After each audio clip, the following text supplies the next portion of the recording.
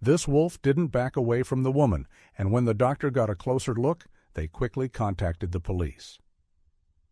Amber Smalls was a 24-year-old living in a quiet town somewhere in America. She'd just finished college and recently landed a pretty decent job in the city. Every day she made a long commute, sometimes up to an hour, to get to work.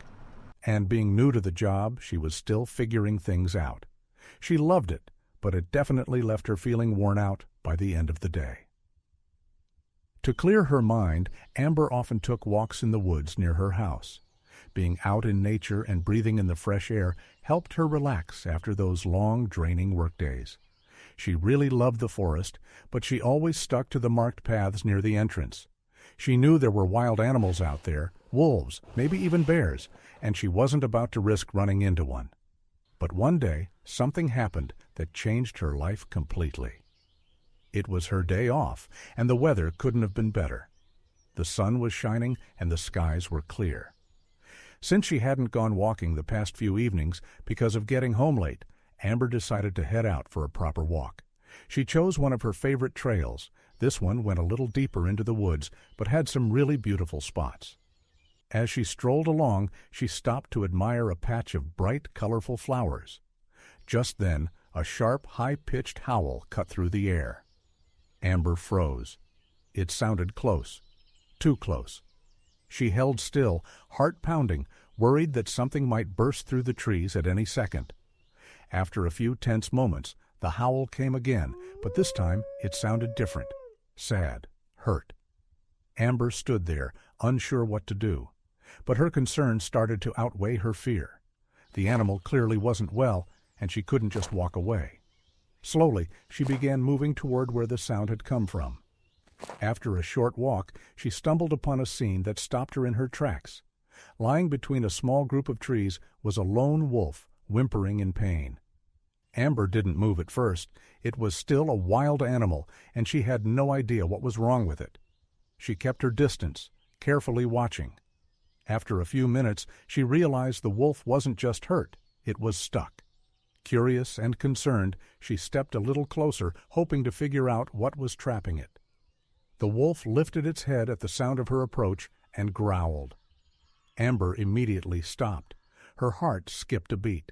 But then, just seconds later, the growl faded into a soft whimper. Now that she was near enough, Amber could finally see what was going on. The wolf had gotten caught in a mess of old wire and couldn't move. Feeling bad for the animal, Amber took a deep breath and slowly stepped closer again. When she was just a few feet away, she crouched down and pulled out the small pocket knife she always carried on her walks. Carefully, she started cutting the wire. The entire time Amber worked, the wolf just watched her. No growling, no sudden moves. After a few tense minutes, Amber finally cut through the last bit of wire, and the wolf was free. She quickly backed up a few steps to give the animal some space. The wolf, who Amber could now see was female, stretched her legs out. But it didn't take long for Amber to notice that something was wrong. She was limping. One of the wires had clearly dug into her leg. What surprised Amber the most, though, was that instead of running off, the wolf turned to look right at her.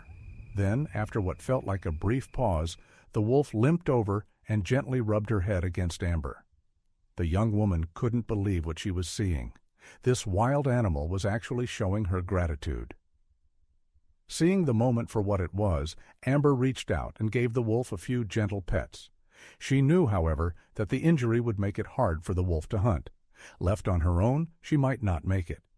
So Amber made a quiet decision. She'd help the wolf until she was strong enough to take care of herself again. Over the next few weeks, Amber returned to the woods every single day to bring the wolf food. They always met in the same clearing, the place where they'd first found each other. Amber brought meat, and the wolf was always there, waiting. The two quickly formed a bond. Their visits became the best part of both their days. But then something odd happened. One day, Amber didn't come to the clearing. The wolf waited, confused and a little anxious. This had never happened before. Still, she returned the next day, only to find the space empty again. Now truly worried, the wolf made a choice. She left the woods and followed the scent she knew so well, determined to find her friend. Her journey led her to a graveyard. A quiet group stood around a coffin, and the wolf padded closer. She approached the casket carefully, sensing something was wrong. Martin, Amber's husband, stood beside the coffin with tears in his eyes. Amber had passed away, suddenly and without warning. The loss had hit everyone hard, especially Martin, who was still in shock. Just as the burial was about to begin, the wolf ran up to the coffin and began to growl. The people nearby stepped back, startled and unsure what to do. But Martin recognized her instantly. This was the very wolf Amber had talked so much about. He stood there, stunned, watching as the she-wolf sniffed at the wooden box. She seemed to know who was inside and grew more restless with each passing second. The wolf was so upset that she started biting and scratching at the coffin, trying to get it open. A few people at the funeral stepped forward to stop her, but after a couple of sharp growls, they backed off, unsure of what to do. Then, with one strong swipe of her paw, the lid creaked open slightly. But what happened next stunned everyone into silence. From the small gap the wolf had made, a hand suddenly reached out and pushed the lid the rest of the way open. Moments later, Amber sat up, gasping for air.